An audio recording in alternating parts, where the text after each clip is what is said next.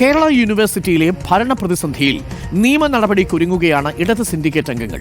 Syndicate യോഗം വിളിക്കണമെന്നാവശ്യപ്പെട്ട് vice chancellor Mohan കുന്നുമലിന് കത്ത് നൽകി. BC ഭരണ പ്രതിസന്ധി സൃഷ്ടിക്കുന്നതായും സിൻഡിക്കേറ്റ് യോഗം വിളിച്ചില്ലെങ്കിൽ നിയമ നടപടി സ്വീകരിക്കുമെന്നും ഡോക്ടർ ഷിജു ഖാൻ റിപ്പോർട്ടറിനോട് പറഞ്ഞു. കേൾക്കാം. ഡോക്ടർ മോഹനൻ കുന്നുമേൽ വൈസ് ചാൻസലർ എന്ന നിലയിൽ ഈ യൂണിവേഴ്സിറ്റിയിലേക്ക് വരുന്നില്ല.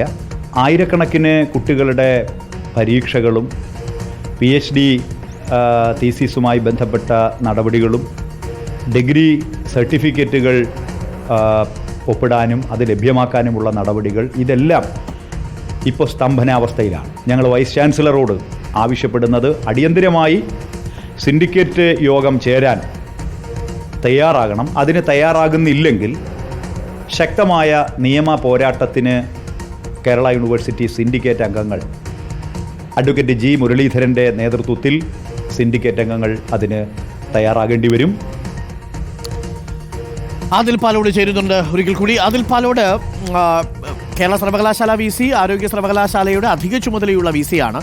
അപ്പോൾ ഡോക്ടർ മോഹൻ കുന്നുമേൽ സർവകലാശാലയിൽ എത്തിയിട്ട് കുറച്ച് ദിവസങ്ങളായെന്നും അത് സഭയുടെ നമ്മുടെ സർവകലാശാലയുടെ അക്കാദമിക് പ്രവർത്തനങ്ങളെ ബാധിച്ചിട്ടുണ്ടെന്നുമാണ് സിൻഡിക്കേറ്റ് അംഗങ്ങൾ പറയുന്നത്. ഇപ്പോൾ ഒരു കടുംവെട്ടെന്ന രീതിയിലാണോ ഈ സിൻഡിക്കേറ്റ് യോഗം ചേരണം എന്ന തീരുമാനത്തിലേക്ക് പോകുന്നത്?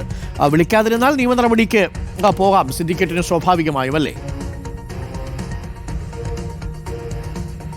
ഉറപ്പായും അങ്ങനെ തന്നെയാണ്. കഴിഞ്ഞ ദിവസം നമ്മൾ തന്നെ വാർത്ത നൽകിയിരുന്നു. 3500ഓളം ബിരുദ സർട്ടിഫിക്കറ്റുകൾ വിതരണം ചെയ്യാനാകാതെ ബുദ്ധിമുട്ടുന്ന സാഹചര്യം, ഭരണ പ്രതിസന്ധിയുണ്ട്. ഒരു മാസത്തോളമായി സർവകലാശാലയിൽ മോഹനൻ കുന്നുമൽ എത്തിയിട്ട്. ആരോഗ്യ സർവകലാശാല VC ആണ് മോഹനൻ കുന്നുമൽ, കേരള യൂണിവേഴ്സിറ്റിയുടെ അധിക ചുമതലയാണ്. പക്ഷേ ചില സാങ്കേതിക കാര്യങ്ങൾ പറഞ്ഞൊക്കെ ഇത്തരത്തിൽ എത്തുന്നത് വൈകുന്നു. മാത്രമല്ല സിൻഡിക്കേറ്റ് സെനറ്റ് യോഗങ്ങൾ, പ്രധാനപ്പെട്ട യോഗങ്ങൾ മാറ്റിവെക്കാൻ നിർദ്ദേശിക്കുന്നു. മതിയായ കാരണമില്ല. ഇവർ പ്രത്യേകിച്ച് ഇടത് സിൻഡിക്കേറ്റ് അംഗങ്ങൾ പറയുന്നത് 2 മാസത്തെ ഇടവേളയിൽ, കൃത്യമായി 60 ദിവസത്തെ ഇടവേളയിൽ സിൻഡിക്കേറ്റ് യോഗം ചേരണം എന്നാണ് ചട്ടം. ഈ മാസം 22 ആകുമ്പോൾ 60 ദിവസം തികയും. അതുവരെ തങ്ങൾ കാക്കും. അതിനുശേഷം പോയാൽ നിയമ നടപടികളിലേക്ക്, കോടതി ഇടപെടലിലേക്ക് കാര്യങ്ങൾ മാറും എന്നുള്ളതാണ് ഇപ്പോഴുള്ള മുന്നറിയിപ്പ്. ഇത് സംബന്ധിച്ച് VCക്ക് ഒരു കത്തും നൽകിയിട്ടുണ്ട്. വളരെ പ്രധാനപ്പെട്ട കാര്യം ഇവർ അനൗദ്യോഗികമായി തന്നെ വിശദീകരിക്കുന്നത്, രജിസ്ട്രാറുടെ കാലാവധി, ഈ കേരള യൂണിവേഴ്സിറ്റി രജിസ്ട്രാറുടെ കാലാവധി ഈ മാസം 20ഓടുകൂടി അവസാനിക്കുകയാണ്.